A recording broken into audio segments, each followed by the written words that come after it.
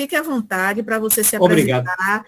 Quem é o Antônio Luiz, no movimento espírita em Portugal e fora de Portugal, e para a gente se conhecer um pouco melhor, tá bom? Desculpa aí. Sim, senhor. Sim, senhor. Então, meu nome é António Luiz, tenho atualmente 53 anos, sou espírita, conheci a doutrina espírita em 2000, portanto há 25 anos, e juntamente com outros amigos, nós fundamos um outro centro espírita na cidade de Caldas da Rainha, que é aqui muito perto, faz fronteira com Óbidos. Existem lá 2 centros espíritas. Um é este tal que nós criamos já em 2003. Pronto. E então eu busquei a doutrina espírita no sentido de perceber, como a maioria de todos nós, não é? Eu não procurei pela dor, mas procurei para perceber os obstáculos e os porquês da vida. E então é isso. Profissionalmente sou agente imobiliário e vou estudando a doutrina espírita, vou apresentando alguns temas sempre que posso, e é com alegria que estou aqui, e é isso. Seja muito bem-vindo, viu? Obrigado. Então é assim, a Helena, de facto, disse-me há muito pouco tempo se eu queria participar, e eu preparei aqui, estudei aquilo que ela me enviou, e eu espero ir, de facto, ao encontro daquilo que é o objetivo deste estudo, está bem? Eu dividi, digamos que em 2 partes, a minha apresentação. Eu não vou apresentar qualquer PowerPoint, qualquer gráfico, e então eu dividi em 2 partes. Uma primeira, eu, digamos que, lendo e dentro daquilo que são os conceitos espíritas, fiz aqui um resumo do texto. E uma segunda parte, eu gostaria depois de ler aqui alguns excertos e também ir comentando. Pronto, é isso. Bom, Ok, então, fica à vontade para você fazer do jeito que você programou. obrigado. Naquela música que o António cantou, na primeira música ou segunda, dizia que Jesus era a luz no caminho. E de facto é isso, não é? Nós ainda temos, de uma forma geral, de aprender a conhecer Jesus, não é? A minha realidade é esta aqui do Ocidente, mais fechada, agora estamos a abrir-nos mais. Jesus era apresentado por algumas religiões, e nomeadamente a religião católica, que é que domina, ou que dominava aqui o nosso país, como um Jesus fechado, não é? Um Jesus da cruz. Esse não é o nosso Jesus, não é? O nosso Jesus é aquele libertador, é a tal luz no caminho, não é? Então, penso eu que para compreendermos não só aquilo que vem nos evangelhos, não é? Que nos foi deixado nestes séculos, bem como muitas mensagens riquíssimas, quer este livro e outros pelo espírito da Amélia Rodrigues, como também existe pelo irmão X, ou Humberto Campos, não é? E outros. É uma riqueza e que nos dá a conhecer este Jesus, não é? Mas para isso nós temos que ter um pouco mente aberta, não é? Como eu disse, uma parte de nós ainda, aqui no Ocidente, vê Jesus na cruz, não é? É difícil nós conseguirmos falar sobre Jesus, sobre os feitos dele, sob essa ótica. É muito difícil, não é? Porque se assim fosse, não faria sentido. Então, nós preferimos sempre falar de Jesus na ótica espírita, da forma como os espíritos o apresentaram a Allan Kardec, não é? Pronto. Eu vou ler aqui só um textinho muito rápido do livro Fonte Viva, ditado pelo pelo Espírito Emmanuel, que nos diz assim: todavia, não existe tranquilidade real sem Cristo em nós, dentro de qualquer situação em que estejamos situados. E a fórmula de integração da nossa alma com Jesus é invariável. Negue cada um a si mesmo, tome a sua cruz e siga-me. Emmanuel não está aqui a vacilar, não é? Não está a dizer, eu acho que ele está a ser muito assertivo. Ou seja, o caminho, como a música Jesus é a luz no caminho, Emmanuel apresenta-nos o Cristo como o caminho. Não há aqui qualquer dúvida. E ele diz que, sem essa adaptação do nosso esforço de aprendizes humanos ao impulso renovador do Mestre Divino, ao invés de paz, teremos sempre renovada guerra dentro do coração. Ou seja, Jesus afigura-se, e aqui nas palavras de Emmanuel, como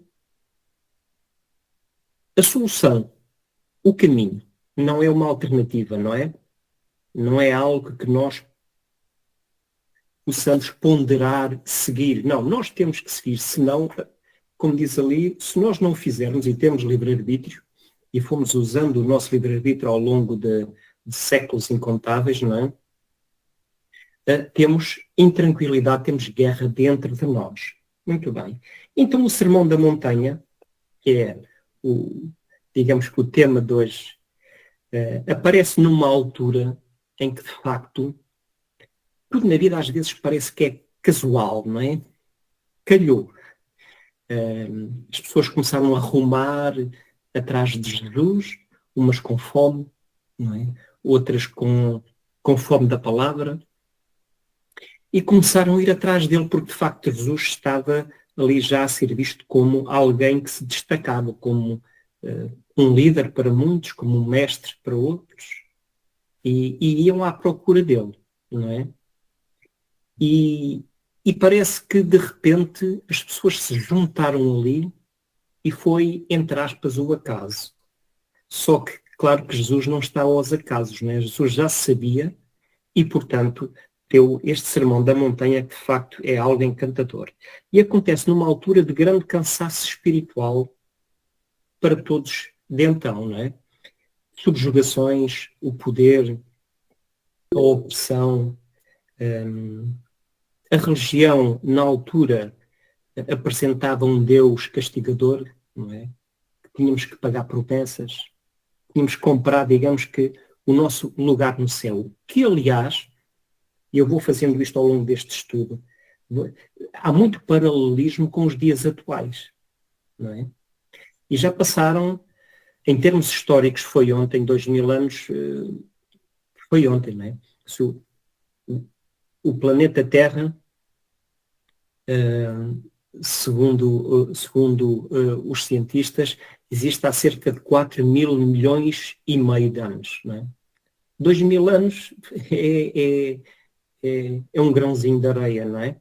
Para nós é muito, mas em termos históricos.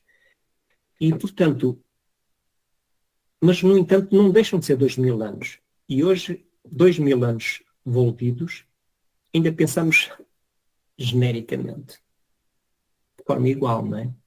Ainda vamos pagar. Isto sem qualquer crítica, não é? Porque o objetivo não é esse, mas muitas vezes nós julgamos que se fizermos uma promessa, se formos pé, se fizermos determinadas coisas, ficamos quitados com Deus, não é? Como se Deus precisasse que nós ficássemos quitados com Ele, não é? Pronto. E estamos numa era atual, não é? Em que, de facto, somos bem diferentes da altura em que nós andámos lá, há 2000 anos. Se calhar muitos de nós estivemos ali, não é? Então, Jesus veio, neste Sermão da Montanha, apresentar um Deus diferente. Apresentar uma versão da vida completamente diferente, não é? Ele diz, ele vem apresentar na altura, e por isso ele foi depois perseguido, claro, ele veio pôr em causa aquilo que na altura os fariseus também estavam a subjugar o povo, não é? Não só os fariseus, mas também o Império Romano que oprimia de certa forma, não é? E claro que eles não gostaram muito do sermão, e viam Jesus como naturalmente um opositor, não é? Obviamente, mas o povo veio segui-lo porque foi preciso Jesus ter uma força enérgica, né, algo enérgico, há 2000 anos, reparem, hoje nós que nos chamamos ou nos achamos mais pacíficos, né, seria difícil alguém vir de repente com uma ideia diferente, né, dizendo nós estamos vocês estão errados. Agora, há 2000 anos atrás, isto era como um cordeiro entrar junto dos lobos, não é? Temos que nos situar, não é? E de facto isto acabou por naturalmente dar força a todos aqueles que o seguiam, não é? Amar os inimigos foi o que Jesus também falou. Não é? Ainda hoje é difícil amar os inimigos. Aliás, Allan Kardec, no livro O Evangelho segundo o Espiritismo, diz que, claro, que nós não conseguimos ter por um inimigo o amor, todo o carinho, toda a atenção por um inimigo, da mesma forma que temos pelo amigo, não é? É-nos ainda muito difícil. Não que seja impossível, não é? Mas é-nos muito difícil. Agora, pelo menos já não devemos desejar mal ao inimigo. Não é? Pronto. Não é? E nós, porque hoje sabemos que tudo aquilo que nós desejamos recai também em nós, não é? Quando nós odiamos, quando nós perseguimos, o que é que a vida que é harmónica, não é? A vida é proativa, vai fazer com que isso chegue até nós. Então, amar os inimigos era uma coisa que, sem dúvida, na altura, não se conseguia compreender, não é? Fazer aos outros aquilo que gostávamos que nos fizessem e não fazer aos outros aquilo que não gostamos que nos fizessem. Isto parece simples, não é? É muito simples. Agora, aqui, na minha opinião, no fazer aos outros aquilo que gostamos que nos façam, encerra o Evangelho. Se nós conseguíssemos fazer isso, e não interessa se somos, claro, a parte religiosa que nós vestimos, de religiosidade, se somos católicos, protestantes, enfim, isso é apenas, como eu costumo dizer, um papel de embrulho, não é? Interessa a nossa religiosidade cá dentro. E se nós conseguíssemos fazer aos outros aquilo que gostávamos que nos fizessem, sem dúvida que seríamos pessoas bem mais felizes, bem mais equilibradas. Não julgar os outros foi outra dos sermões da montanha, né? Como não julgar? Não é? Está intrínseco ainda um pouco em nós o julgamento dos outros, não é? Aos outros. Mas eu vejo as coisas assim. Ok, se eu julgar os outros, eu não me devo de autoflagelar. Devo estar atento e assim, ou já escorreguei na casca da banana, como se costuma dizer. Vou tentar retificar e tentar não fazer. Aliás, Allan Kardec também diz que o bom espírita não é aquele que faz tudo certinho. Não é aquele que é perfeito, não é? Como se pudéssemos ser perfeitos. O bom espírito é aquele que faz um esforço. E realmente Allan Kardec era uma pessoa muito sábia, não é? E não há casos na vida, por algum motivo ele foi, digamos que, o escolhido. Embora os espíritos dissessem a determinada altura, se tu não quiseres, nós arranjamos outros, não é? Mas Allan Kardec era uma pessoa muito sábia, não é? Porque ele, para chegar ao ponto de dizer que o bom espírito é aquele que se esforça para domar as suas más tendências. Ele podia dizer assim, o bom espírito é aquele que consegue sempre domar as suas más tendências, não é? Então, não julgar os outros é algo que nós também temos que ainda ultrapassar.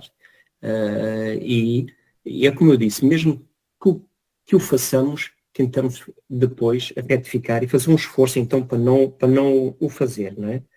Depois, quando as pessoas esperavam de um mestre, de um líder, e eles começavam a vê-lo como um líder muitas vezes religioso,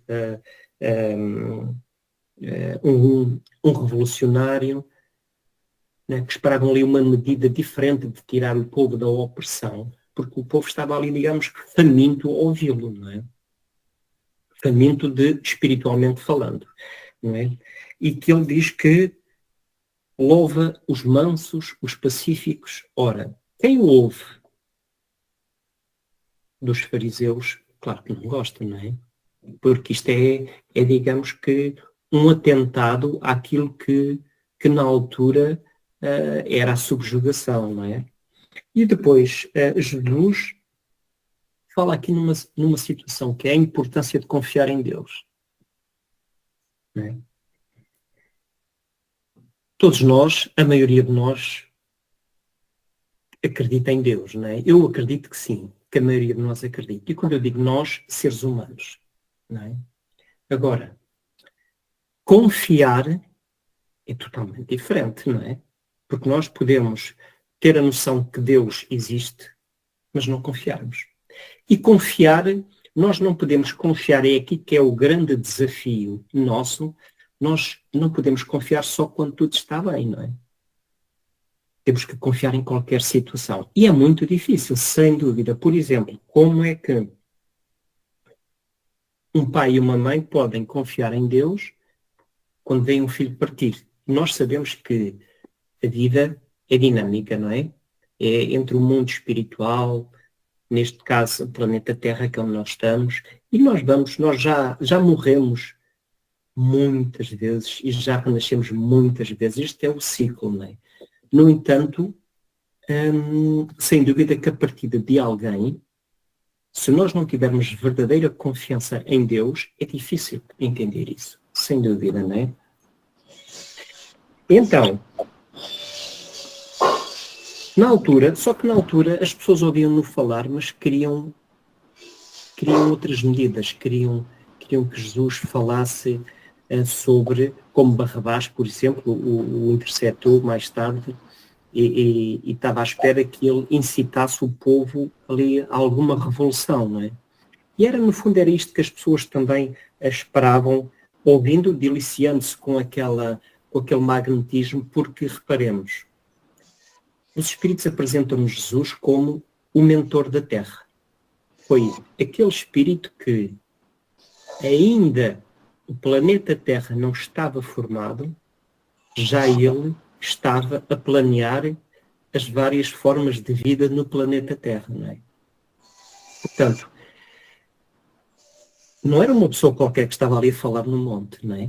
Porque se calhar uma pessoa qualquer que fosse ali falar no monte, ainda que não falasse de forma tão profunda, claro, mas podia ser facilmente presa, apanhada, levada, não é?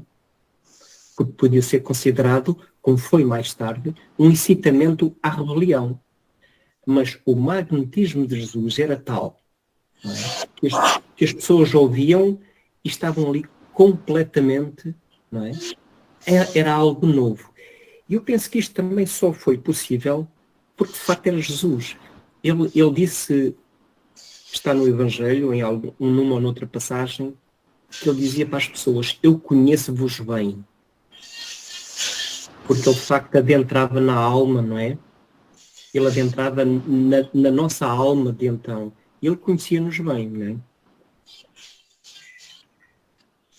Outra das coisas que Jesus falou neste Sermão da Montanha foi que os mansos e pacíficos herdariam a terra. Eu confesso que, antes de conhecer a doutrina espírita, isto fazia-me confusão, não é? Porque nós, materialmente falando, temos um momento em que somos concebidos Nascemos no corpo de carne, temos toda a nossa vivência, uns mais com maior longevidade que outros, e depois partimos. Então como é que nós iríamos herdar a Terra se já tínhamos partido? Não é? Uma das coisas que me fazia muita confusão quando eu era jovem, criança, jovem, porque eu sempre fui muito a cemitérios com familiares meus. Aliás, uma das coisas que me levou à doutrina espírita foi precisamente o facto de a minha mãe desencarnar no preciso momento em que eu renasci. No mesmo momento. Só que eu nunca encaixei, quando eu comecei já a pensar assim, não, ela não morreu, não é? Mas eu não conseguia explicar, e foi isso que me fez buscar a doutrina espírita, não é? Ora, mas quando eu ia, era aquilo que eu estava a dizer, muitas vezes, quando naquelas romarias que fazíamos aos cemitérios, eu via assim, aquelas pessoas que tinham desencarnado, por exemplo, nos anos 50, 40, estavam lá, e eu pensava assim, que justiça teria Deus, ou seria Deus, se a vida fosse isto, não é? Se fosse isto. Então, não fazia sentido nenhum, não é? Porque eu via-me ali, naqueles momentos, com um determinado tipo de conhecimentos e vantagens materiais e sociais, que uma pessoa, por exemplo, que tivesse vivido 50 ou 70 anos antes, não teria. Que Deus seria este, equitativo, não é? Então, como herdar a Terra? É difícil de entender sobre a vida, sobre uma visão da vida materialista. Agora, se nós conseguirmos abrir a nossa mente, perceber a reencarnação, perceber quais são os ciclos da vida, não é? O que é que faz sentido? Então, herdar a Terra já começa a fazer sentido, porque nós sabemos, estamos a passar por momentos mais turbulentos, não é? Mas sabemos que são precisamente estes momentos que vão servir de filtro, não é? Para os que virão aí. E nós o acompanhamos, como até Divaldo Franco chegou a dizer muitas vezes, nós ou acompanhamos este processo regenerativo, ou então, se não acompanharmos, se calhar vamos perder a oportunidade de voltar à Terra e vamos para outros mundos em que, de facto, estejamos assim mais em sintonia com provas e expiações, não é? Com sofrimentos, não é? Então, nós somos aqueles que vamos herdar a Terra, não é? Eu quero acreditar que sim.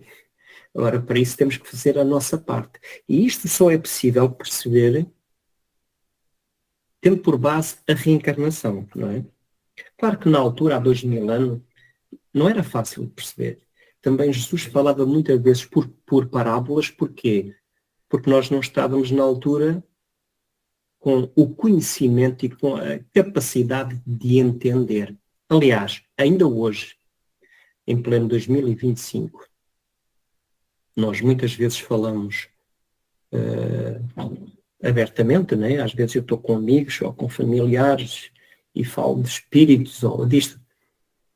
E ainda há pouco tempo, uma familiar minha olhou para mim, riu-se e achou que eu gostava, que eu tinha batido com a cabeça na parede, não é? E estamos em 2025, não é? Onde hoje, graças também a uma tecnologia, temos acesso a tudo. Basta ir ao Google, passa publicidade e escrever o que é o espiritismo, não é?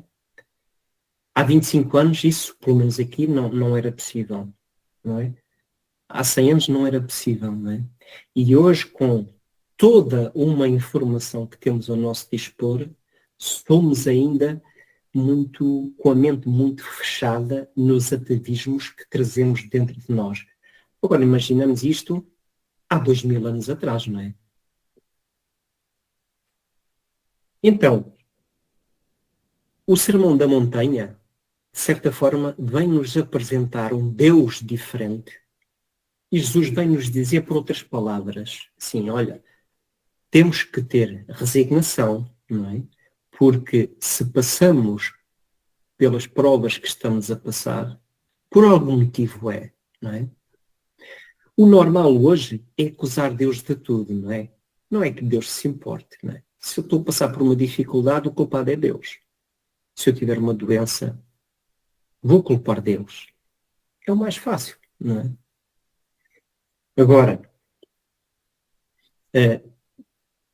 o Jesus veio trazer essa mensagem consoladora, assim, calma. Tudo aquilo que está ao nosso redor, tudo aquilo que está, reflete aquilo que está dentro do nosso íntimo. E se nós conseguirmos perceber isso, vamos perceber de facto a dinâmica da vida, não é? Conhecer um Deus justo, como os espíritos falaram a Allan Kardec sobre as características de Deus, e no fundo que a morte, foi isso também que Jesus quis dizer no Sermão da Montanha, a morte é apenas do corpo físico, não é? Interessa alimentar a alma, o espírito, não é? Que esse é imortal. E nós muitas vezes dizemos que somos eternos, não é? Eu acho que quando dizemos que somos eternos ou imortais, é uma questão de palavras, nós ainda é uma questão realmente de palavra. Eu prefiro o termo imortal. Porque o eterno, a definição de eterno é algo que nunca foi criado, não é? E nós fomos criados a partir de determinado momento. Nós somos imortais, mas pronto. E esse foi um dos grandes objetivos do Sermão da Montanha. Eu agora gostaria de pegar aqui em alguns excertos, se puder ser, do livro, deste capítulo 3, ler e também comentar. Pode ser? Muito bem. Então, aqui há algumas coisas, assim, eu tive que fazer aqui tive alguma dificuldade de sublinhar apenas algumas coisas, porque tudo fazia sentido e dava vontade de sublinhar quase o texto todo, não é? Bom, mas seria fastidioso estar aqui a lê-lo todo, e então tirei aqui apenas alguns. Diz assim: jamais se ouvira um código das leis mais precioso e oportuno. Eu acredito, não é? Na altura foi aquele sermão de Jesus, foi algo, hoje se calhar diríamos assim na nossa atualidade, uau! Não é? Foi aquilo que aconteceu, não é? Mas depois chamou-me aqui a atenção uma coisa. Diz Amélia Rodrigues: nunca mais se voltaria a escutar algo que se lhe equiparasse em beleza. E aqui colocam-se algumas questões. Mas porquê é que será que Jesus, não é, nunca mais voltou, fisicamente falando, em corpo, não é? O que é que foi há 2000 anos? Será que eles foram, digamos, que o povo eleito para ele deixar uma mensagem e que foi distorcida ao longo destes séculos, não é? Não podemos esquecer que, por exemplo, na Santa Inquisição matou-se em nome de Deus, não é? Matou-se não, nós matámos em nome de Deus. Nós não sabemos, mas se calhar nós apoiamos essas causas na altura, ainda éramos muito, entre aspas, brutinhos, não é? Éramos muito primitivos ainda. E hoje, porque é que aconteceu isto na altura e nunca mais? E depois eu comecei a pensar e cheguei à conclusão: hoje estamos, sem dúvida, muito mais adiantados do que estávamos há 2000 anos atrás. Há 2000 anos ainda necessitámos que Jesus viesse à Terra e nos dissesse estas coisas, que nos encantou, não é? Mas hoje, que já estamos mais aprimorados, com maior conhecimento espiritual, já não é necessário Jesus vir fisicamente à Terra para falar assim coisinhas tão boas, porque hoje já temos consciência que temos proteção espiritual, já temos conhecimento que somos espírito e que temos apenas um corpo de carne que vai se renovando, vamos mudando de corpo, não é? Espírito carnal. Então hoje, se calhar, já não se pede tanto para Jesus vir, mas para nós o buscarmos, não é? Se calhar é por isso mesmo, cheguei à conclusão que é por isso que nunca mais se escutou algo assim, não é? Temos que fazer a nossa parte. E diz assim, a música do Verbo Divino permanecia na acústica das almas que haviam participado na Assembleia Excepcional. Isto faz-me lembrar quando eu vou ao centro espírita, não é? Ou as primeiras vezes que fui ao centro espírita e ficava completamente assim, uau, é isto que eu queria ouvir, não é? Porque quem não gosta, eu nem diria quem não gosta, quem não precisa de ouvir falar de esperança, de amor, de um Deus justo, de oportunidades, de consolações, quem não gosta, não é? Todos nós gostamos, não é? E aqui eu também coloquei-me várias questões. Então, porquê é que às vezes é tão difícil mudar, não é? Porque nós ficamos extasiados, embebecidos de palavras bonitas que nos tocam e que nos fazem muitas vezes mudar a nossa conduta. E porquê é que muitas vezes não o fazemos? São muitas vezes os egos que estão dentro de nós, não é? Porque quando eu estou a ouvir, quando eu vou ao centro espírita e ouço aqueles palestrantes, quando eu ouvia aqueles palestrantes e pensava assim, uau, epa, eles falavam de uma forma que tocavam na alma, não é? Era diferente de... Eu era católico, não é? Era diferente do misticismo, da dúvida, era diferente... ali parece que se falava com clareza. Mas depois, claro, nós voltamos para o nosso dia-a-dia, para o nosso padrão de vida, para as nossas preocupações, não é? E já nos... E eu pensava que isso afligia-me um bocado, porque eu pensava assim, eu tenho que mudar. E está há 20 e... Ainda hoje tenho que mudar, como é óbvio, não é? Ainda não... Vocês... Eu ainda não alcancei o estado de espírito puro, não é? Portanto, eu vou ter que mudar muito ainda. Mas há 25 anos atrás eu pensava assim, eu tenho que mudar. Só que isto é um processo, não é? Não é fácil. Porque não, se bastasse nós ouvirmos uma palestra, se bastássemos nós que estávamos na altura a ouvir Jesus e aquilo, como diz aqui a Amélia Rodrigues, aquilo ecoar na nossa acústica da alma, se bastasse isso, já estávamos todos mudados há muito tempo, não é? Bastava ouvir um palestrante espírita, o Raul Teixeira, o Divaldo Franco, muitos outros, e nós mudávamos, não é? Mas as coisas não são assim tão simples. Temos que fazer aquilo que está dentro de nós. Depois diz aqui mais. Podia-se, porém, sentir que o poema estava escrito nas páginas serenas da natureza. E o cantor, com C grande, aguardava apenas o momento de entoar os ouvidos humanos. Quer dizer, nós às vezes pensamos que a vida está ao acaso, não é? Mas aqui denota-se que, de facto, há uma dinâmica da vida. Há uma estrutura definida, que essa estrutura pode naturalmente variar, não é? Porque nós temos livre-arbítrio, não é? Vamos também moldando, mas quando aqui diz que o poema já estava escrito, parecia que o poema já estava escrito nas páginas da natureza, lá está. As leis, sabemos que Deus tem todas as suas leis justas. Portanto, já na altura, toda esta justiça já existia naturalmente. Por isso, era como se aquilo que o cantor, né, como a Amélia Rodrigues fala aqui de Jesus como o cantor, não é? Num tipo de comparação, não é?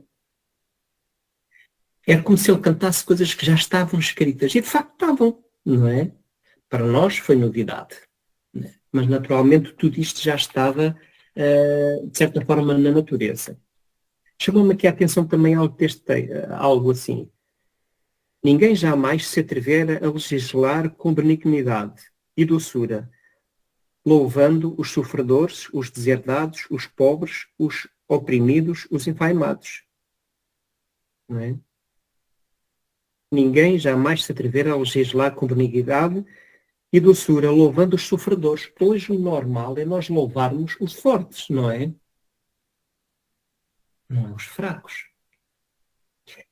Agora, se nós conseguirmos pegar nisto e ir desmantelando aos poucos e percebendo a profundidade, quem é que são estes sofredores? Somos nós, não é? Pela ação do tempo, vamos burilando e vamos deixando de o ser, não é?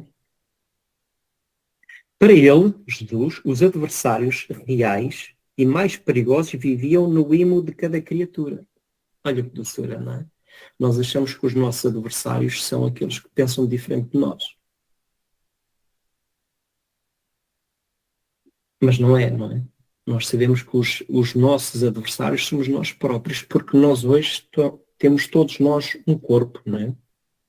Eu estou a ver aqui, o Washington tem um corpo, mas o espírito que habita o Washington, não é? É um resultado de muitos outros seres humanos, não é? Ora, sem dúvida, não é? E todos nós acabamos por ter adversários cá dentro, não é? Quando de repente nós vamos no trânsito, não sei como é que é o trânsito nas vossas cidades, é assim calminho, pacífico, não é? Pronto, não é? Há um espírita brasileiro que é o André Trigueiro. Não, desculpem, também é, mas o Haroldo Dutra Dias. Ele conta, não sei se já ouviram em palestras ele a contar, quando vai no trânsito, né? E porque ele até baixa o vidro, né? Para poder tirar explicações. Há outra pessoa que o fechou, né? E de facto ele tem uma expressão que diz que quando nós somos muito, nós apresentamos aqui um estudo, estamos muito calmíssimos, estamos a apresentar uma palestra, dizemos coisas bonitas, vemos alguém na rua, cumprimentamos, quando entramos no carro, volvemos umas reencarnações atrás, não é? É um pouco isso, não é? São os nossos adversários dois. Mas não é preciso ser o trânsito, porque basta eu fazer algo aqui muito bonitinho e de repente alguém dizer assim, isso não está bem, não é? Isso não é assim. Se nós tivermos a capacidade de, sim, pois se calhar, não é? Mas se tivermos lá aquele inimigo cá dentro de outrora, não é? Vai despertar um sininho ali dentro e vamos reagir, não é? Não é? É o tal inimigo que está dentro de nós. Diz aqui também, os que ouviram as regras do bem viver, alterando o conteúdo do pensamento então vigente, saíram da montanha na condição de testemunhas do mundo novo, guardando sentimentos variados. É como quando saímos do centro espírita. Ora bem, o que está aqui a dizer é, todos aqueles que estavam na altura a ouvir, serem dali renovados. Vinham embebidos de todo aquele magnetismo, toda aquela ideia, toda aquela doutrina. Nós, quando saímos do centro espírita, também é a mesma coisa, não é? Há sempre temas, uns que tocam mais que outros, né? Depende da exposição, depende do tema em si. Mas quando eu às vezes entro no carro e penso assim, realmente, né? Isto faz sentido, é isto assim. Só que é como eu disse há bocado, no dia seguinte voltamos à nossa rotina, né? Já não nos lembramos daquilo que, né? E de facto aqui também estas pessoas todas, né? Quando saíram ali do Sermão da Montanha, iam todos renovados. Só que de facto há depois, nós temos por tendência aquilo que se chama a nossa zona de conforto, não é? Pronto, que dói. Eu não sei porque é que se chama zona de conforto, não é? Porque devia ser zona de desconforto. Porque uma zona de conforto é... Nós estamos aqui numa zona de conforto agora, não é? Pronto. Estamos, pelo menos, intuídos pelos nossos guias protetores. Estamos todos em comunhão. Temos outros amigos espirituais que, com certeza, também assistem e também vão aprendendo como nós, não é? Estamos numa zona de conforto. Mas aquela zona de conforto que se fala é uma zona que dói, não é? Mas como é aquilo que nós conhecemos, nós temos ali sempre, não é? Não é? Gostamos de nos autoflagelar ainda, não é? É um pouco isso. Ora, aqui mais. Diz assim, sem embargo, ele, Jesus, se apresentava pacífico e pacificador. Só mesmo Jesus é que o conseguiria ter feito, não é? Todos nós, se entrarmos num clima mais amistoso, fica difícil, não é? Todos nós, se tivermos algum tipo de oposição, fica difícil. Já não conseguimos ser tão pacíficos e pacificadores. Mas é o que diz aqui Amélia Rodrigues. Sem embargo, ele mantinha-se inalterável. Depois, a sua transparência moral desvelava-lhe a alma pura. É por isso que nós não somos ainda capazes, não é? Porque nós não temos a alma ainda pura, não é? E ele sabemos pelos amigos espirituais, não é? Que de facto Jesus é o governador da terra. Ora, ele poderia ter enviado outro ser, não é? Podia. Não é? Poderia ter evitado todas aquelas flagelações. Se calhar podia, não é? Mas Jesus é que sabe porque é que ele veio. Porque, de facto, ele era o governador, não é? Ele entendeu vir ele próprio. E por isso, se calhar, o magnetismo dele era tanto que ele chegava a estar nas praças, não é? A falar e ninguém o prendia. Não é? Portanto, quem estivesse desatento a vê-lo, via ali alguém falar apenas. Né? Mas alguém, se nós tivéssemos a capacidade de o ver de forma espiritual, veríamos ali uma aura enorme, não é? Só que nós ainda somos, eu costumo utilizar muito esta comparação. Nós, se formos a uma grande cidade com arranha-céus e estivermos ao nosso nível, não é? No chão, nós não conseguimos ver para além dos edifícios. Vemos uma rua, vemos outra e não vemos o que é que se está a passar do outro lado. Mas se nós estivermos num balão, não é? O nosso campo de visão é totalmente diferente, não é? E, portanto, Jesus, quando estava ali a falar para todos, não era apenas um homem a falar. Não é? Era só o governador da terra ali a falar, não é? E ele sabia que, naturalmente, ele também tinha ali a proteção espiritual para não interromper, não é? E a verdade é que não interrompiam, não é? Para ele, o pior escravo é aquele que se enclausura nas paixões, nos vícios, de que depende em cárceres escuros. De facto, é isso. O que é que nos faz andar aqui ainda em expiação e provas, não é? São as nossas paixões, não é? Que são alimentadas por nós, se calhar há milénios. E nós achamos que uma vida de 70, 80 anos é muito, não é? 90 anos é muito. Na nossa ótica não é? E nós achamos que, se calhar por sermos espíritas, por estarmos a ler aqui o Evangelho, por estarmos já vamos ter a terra prometida à nossa espera, não é? Este é apenas um degrau que nós estamos aqui a subir, não é? Estou quase a acabar. Diz assim, a fome de verdade, a sede de justiça, a carência de amor, a necessidade de paz sempre foram marcas no processo de evolução, presentes no cerne da alma dos homens através dos tempos. Claro, não há ninguém que consiga estar para sempre no mal. Não, ninguém, não é? Nós podemos estar, Deus deixa-nos estar algumas reencarnações, aquelas que nós entendermos por nosso livre-arbítrio nos desviarmos. Deus deixa, não é? Aliás, nem é questão de Deus deixa, a vida enquadra-se dentro de determinadas dinâmicas, não é? Determinadas leis, não é? Agora, diz aqui, na verdade, todos nós, de certa forma, sempre tivemos carência de amor, sede de justiça. É o que não, É ou não aquilo que se passa connosco? Não é? Pelo menos comigo é. Não é? Muitas vezes eu sei que nós temos de ter noção que nem sempre fazemos as coisas certas, não é? Ora, há sempre consequências, nem que sejam espirituais, éticas, morais, não é?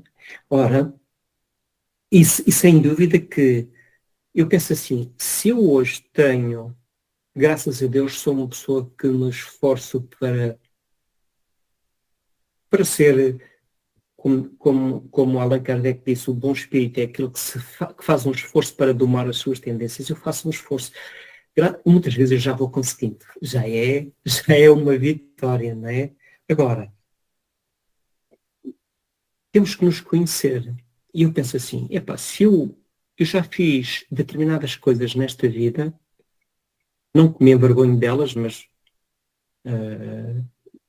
graças a Deus nunca persegui ninguém, nunca fiz mal nenhum deliberadamente a ninguém, nunca prejudiquei ninguém, mas há coisas que fazemos e penso assim, se eu fiz isto nesta existência, há 2 ou 3 mil anos atrás, o que é que eu devo ter feito, não é? Melhor? Não. Isto pior. Portanto, através dos tempos, é que está aqui a dizer, nós sempre ansiamos por sede de justiça e de paz, impressa nas páginas sublimes do tempo passado, presente, futuro, a Constituição Ideal permanece como legítimo código de liberdade, de direitos, de deveres e de paz sob a inspiração permanente do amor.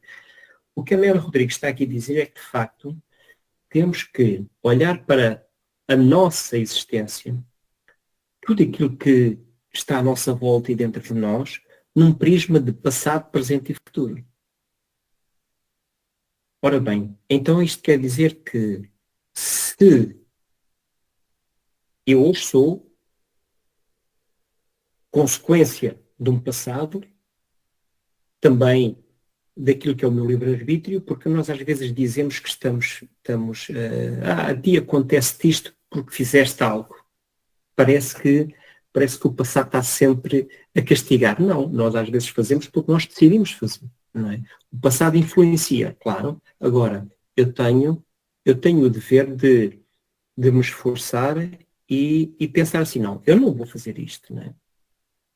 Tenho esse dever. Ora, mas embora eu hoje seja a consequência de um passado, eu penso assim, então eu amanhã vou ser consequência de um hoje. Não é? Então tem que começar aqui a mudar algumas coisas. O que é que acontece? Nós vamos querer mudar tudo, não é? Eu não sei, se calhar vocês não é assim, mas eu tento logo mudar tudo, não é? Eu quero fazer o melhor que eu conseguir, quero fazer isto, fazer aquilo. O que é que acontece? Depois não fazemos, não é? Amanhã é segunda-feira, então se calhar nós vamos pôr aqui uma listinha de coisas para fazer no dia da manhã. Só que se calhar se calhar o carro vai variar, se calhar o autocarro vai chegar tarde, há coisas que já não vamos fazer nada, não é? Vamos ficar mal-humorados, não é? Então é assim, o que é que eu estou a querer dizer? Em vez de fazer 10 coisas, pôr 10 coisas para mudarmos, pomos 2 ou 3, não é? Se calhar é mais fácil, não é? Porque se eu tiver tanta coisa para mudar, não é? Vou-me perder. E para me calar, estou já na reta final, diz assim, eu acho isto uma delícia. As bem-aventuranças ainda permanecem desafiadoras, aguardando ser meditadas. Não é? No entanto, já tem início hoje, aqui e agora, no mundo, portanto, esse início, essa meditação já tem início agora, não é? Ou seja, estamos em 2025, não é? Quer dizer que as bem-aventuranças já foram há cerca de 2000 anos. E o que a Amélia Rodrigues está aqui a dizer é que ainda hoje são desafiadoras e permanecem a ser meditadas. Porquê? Porque nós ainda não compreendemos. Essa é que é a realidade, não é? Nós achamos as palavras bonitas, achamos que Jesus de facto mudou não só o calendário, mas mudou as nossas vidas. Mas o tempo vai passando e nós vamos aqui utilizando o nosso livre-arbítrio e ainda hoje não compreendemos muito. Por isso é que hoje e eu ressalvo aqui mais uma vez naquilo que é a minha realidade aqui no meu país, porque somos um país de tendência católica, não é? Nós hoje ainda vemos Jesus como aquela pessoa que morreu na cruz, não é? E enquanto nós vemos Jesus dessa forma, de facto, vai ser difícil aprofundar, meditar na grandeza de Jesus, mas acima de tudo na grandeza de toda a doutrina que ele nos trouxe há 2000 anos e que neste sermão nos abriu os olhos, nos deu esperança, mas que entretanto por nossas decisões ainda vamos aqui a teimando a estarmos em algum tipo de sofrimento, não é? Mas ainda assim ele disse, não há nada, enquanto houver uma ovelha perdida, não é? A obra ainda não acabou, não é? E portanto, enquanto houver, nem que nós somos cerca de 8 bilhões e meio de pessoas, não é? Então, eu acredito que aqui falta mais de 200 ou 300 mil, que isso é irrelevante, não é? Ora, se estes 8 mil milhões de pessoas, nem que se fosse só uma pessoa, então ainda não tinha, que não estivesse harmonizada, então o trabalho ainda não estava feito. Não é?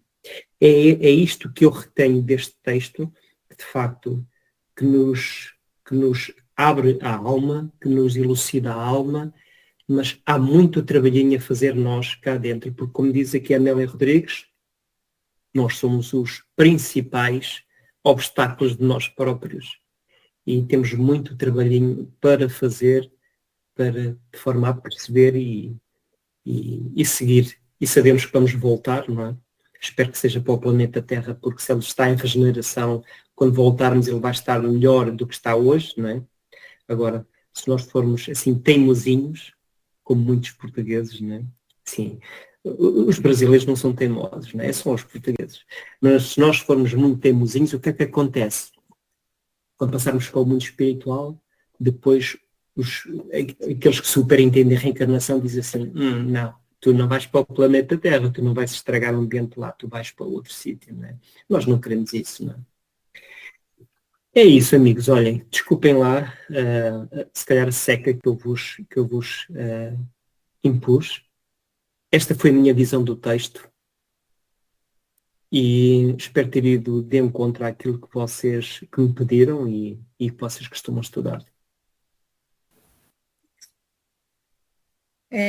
Luiz, não vou falar Antônio, não vou falar Toninho, porque para não embaraçar a situação, Luiz, em nome da Casa do Evangelho, que é o nome do nosso centro, do centro que nós participamos, em nome de todos que estão aqui, de todas as instituições, nós te agradecemos muito pela tua colaboração no trabalho de hoje, pelas reflexões que você nos trouxe, nos apresentou acerca desse tema. E aí você estava falando e eu fiquei a refletir quando você disse que logo no início, quando você começou a ouvir a mensagem da doutrina espírita, você se sentiu assim envolvido por esses ensinamentos de sair dali do centro e pensar, o caminho é esse, é por aqui, eu preciso fazer essa mudança.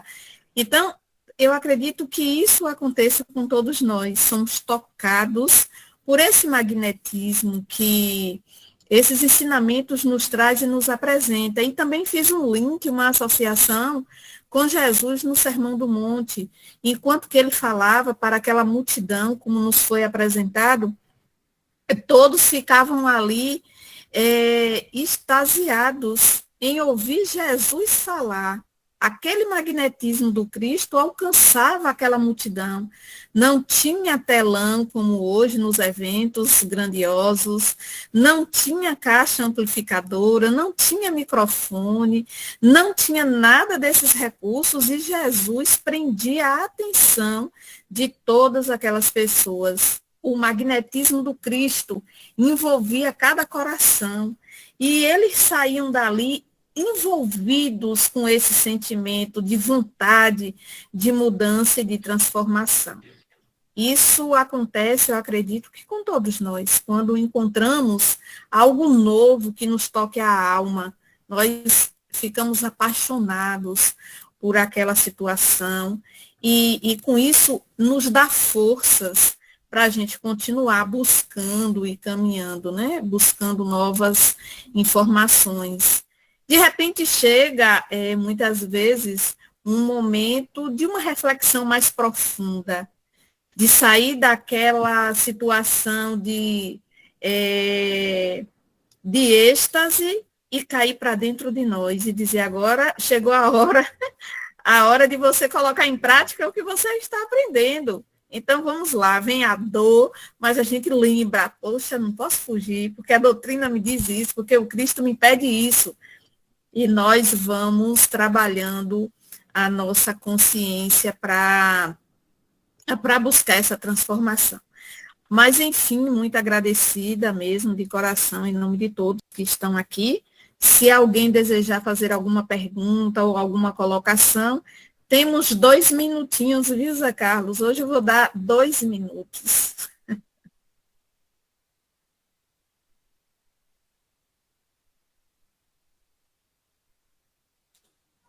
Ou fale ou cale para sempre. Né? Se não, mais uma vez, o nosso agradecimento, Antônio. Queremos te dizer, Antônio, que em outros Centro Espírita levantou a mão, não sei quem é, mas fique à vontade, Centro Espírita. Não tem o nome, só o Centro Espírita. Centro Espírita, Ceareiro da Paz, em Castro Alves, Bahia, Gerson. Seja bem-vindo, Gerson. Parabéns, muito obrigado, Luiz, pelos esclarecimentos, que você trouxe algo que me chamou e chama atenção sempre. E eu pergunto a Luiz, para que o espírita, ao se voar em direção a essa espiritualidade do Cristo, seria necessário abrir mão desse ranço ou daquilo que existe em nós do catolicismo? Você menciona que você veio do catolicismo, acho que quase todos nós fomos construídos dentro dessa visão católica de Deus, do Cristo, do inferno. Pergunto, o que fazer para abrir mão desse ranço, dessa influência do catolicismo em nós, no espiritismo? Essa colocação fez-me lembrar uma vez uma pergunta que um cristão pôs a Mahatma Gandhi, que era preciso para que o cristianismo entrasse na Índia, né? Foi feita assim, de forma ardilosa, assim, a pergunta. Né? E de facto, um pouco, a resposta foi, primeiro os cristãos têm que vivenciar a doutrina do Cristo. Né? É um pouco por aí, meu caro. De facto, há aquilo que é a nossa religiosidade, não é? Independentemente daquilo que nós professamos em termos de religião, não é? Há a nossa religiosidade, não é? E é como fazer uma sopa. Nós vamos pôr os ingredientes na sopa que nós gostamos. Ninguém vai pôr nabo na sopa se não gosta de nabo, não é? Ora, na minha vida, eu vou procurando ingredientes e tentando aprimorar o meu senso espiritual de acordo com aquilo que eu acho que me dá paz. Então, é um pouco por aí, não é? E nós, passo a passo, vamos olhando para trás, como acontece muitas vezes no nosso caminho, e pensamos assim, eu já nem me lembrava mais daquilo, não é? É um pouco isso. Eu não sou católico, mas eu gosto muito da igreja. Porque lá eu estou conectado, mais conectado, não é? Portanto, isto é, ou seja, importa a nossa religiosidade, não é? O que é que faz sentido para nós? É por aí. Faz sentido ver Jesus assim? Como é que faz sentido? Como é que eu vejo Deus? Como é que eu vejo o meu próximo? Como é que eu vejo o meu dia da manhã? Como é que está a minha confiança, não é? É isso, são pequeninas colocações que nós devemos nos pôr. Então, se eu hoje se calhar vou olhar para trás e pensar assim, eu já não penso mais daquela forma. É um pouco por aí. É um pouco por aí. Nós temos que perceber que estamos ainda agarrados a alguns atavismos, lá está, que nós fomos alimentando ao longo de reencarnações sucessivas, não é? Portanto, também não podemos pensar que é assim, de um momento para o outro, que nós vamos largar tudo. Não. Não é? É isso. É passo a passo, irmos vendo, tipo uma bússola. Quando nós estamos perdidos, pomos a bússola e vamos nos orientando com o norte, não é? Com o sul. E vamos por aqui, às vezes erramos. Claro, vamos por um caminho que não é. Voltamos para trás. É isso que nós devemos fazer. Espero ter respondido. E só para complementar, Luiz, o que você falou, Hermance Dufour, no livro Reforma Íntima Sem Martírio, ela pede que façamos essa reforma sem querer anular o homem velho que está em nós, mas educá-lo, abrir os olhos para uma nova forma de ver a vida. O que eu fui foi importante para mim naquele momento, naquela época, naquele estágio evolutivo. O tempo vai passando e hoje eu vou abrindo, ampliando a minha consciência e vendo, tendo um novo olhar para a vida. Então, aquilo foi tudo importante, porque foi a minha caminhada para chegar até aqui. Mas de aqui para frente, o que é que eu devo introduzir em mim, no meu íntimo, em minha alma? O que é que eu devo introduzir? Aquilo que eu vivi lá atrás no passado ou algo que eu vou vendo para frente? Então, é preciso ter esse olhar para frente, né? E agradecer por as experiências do passado que construiu quem eu sou hoje. Foi importante, são importantes. Mais uma vez, Luiz, o nosso agradecimento. Com certeza você irá voltar em ou em outras oportunidades. Deus te abençoe sempre. E agora nós passamos para Antônio fazer um encerramento. E um abraço para todos que estão aqui conosco. Esperamos estar ou continuarmos juntos na próxima semana, no próximo domingo. Gostaria de falar com o Tony. Parabéns, Tony. Lenice, que está aqui também para dar uma forcinha. Olha, boa noite, pessoal do Brasil. Sou brasileira, mas estou em Portugal. Muito bem, seja bem-vinda. Obrigada.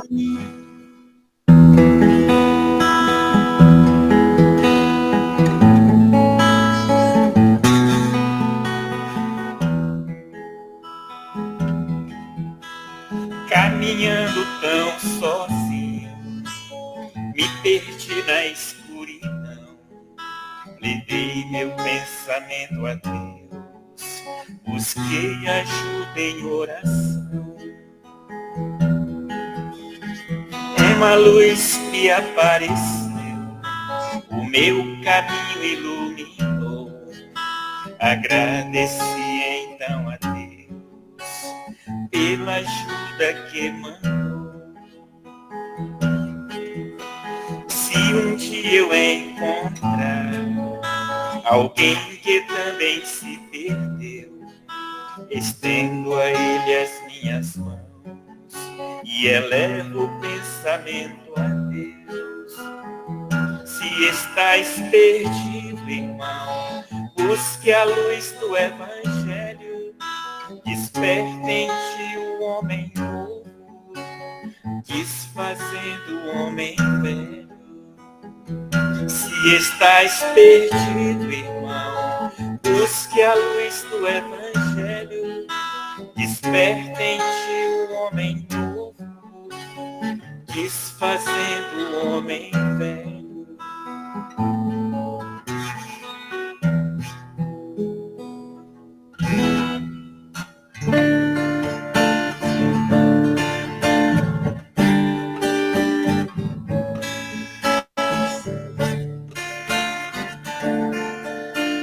Hoje eu sou um homem novo, mudei minhas atitudes, transformei um homem velho, hoje vivo mais seguro.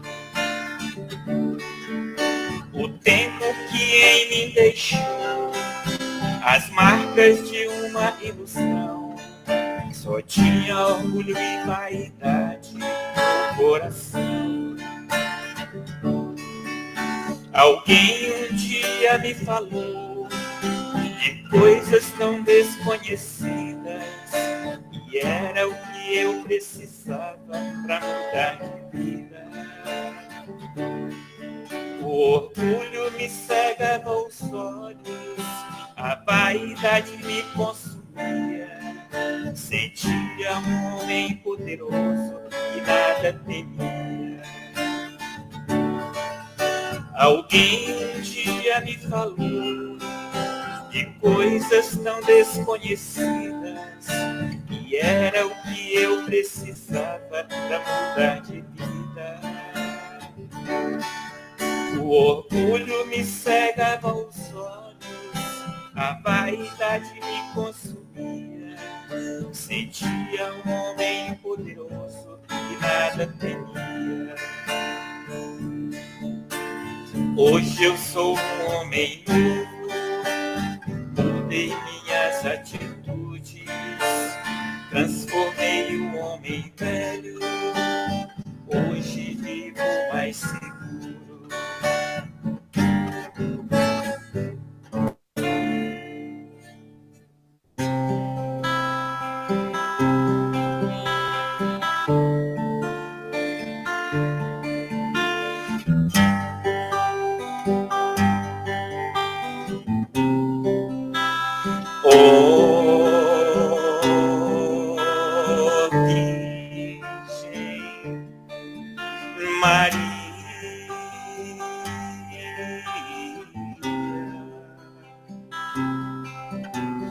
Vem olhar por nós, filhos pecadores, Virgem abençoada, serva de Deus, és tu, ó Mãe querida,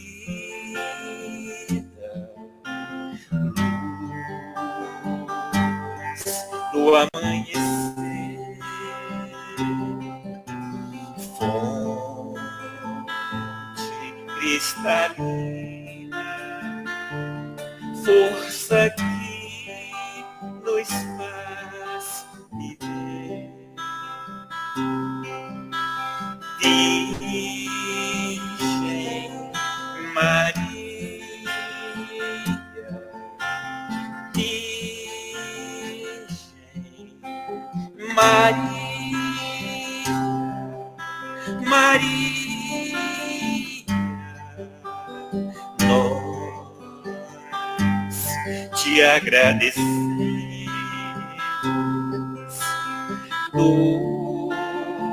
doce Mãe querida, luz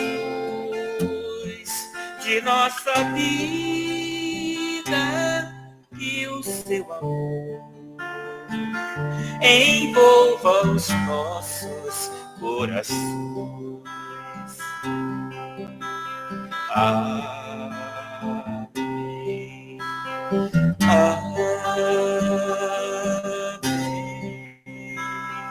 Amém.